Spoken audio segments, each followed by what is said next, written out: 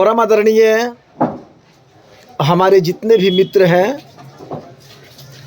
मैं सुदामा प्रजापति दोनों हाथ जोड़ के नमन करता हूं, प्रणाम करता हूं।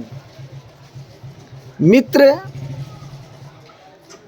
अगर किसी मंच पर कोई कलाकार का प्रोग्राम बहुत ही सुंदर हुआ तो उस कलाकार को मंच पर किस तरीक़ा से सम्मानित किया जाता है, यही बात आपको बतलाऊंगा।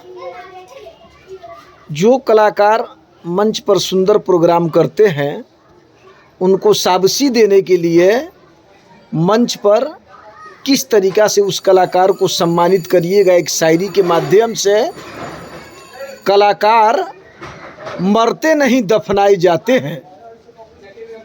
कलाकार मरते नहीं दफनाए जाते हैं, और जब भी कब्र खोद कर देखोगे मेरे दोस्त तो इसे जिंदा पाए जाते हैं, जिंदा पाए जाते हैं। तो एक बार हमारे इस कलाकार के लिए जोरदार तालियों से स्वागत कीजिए।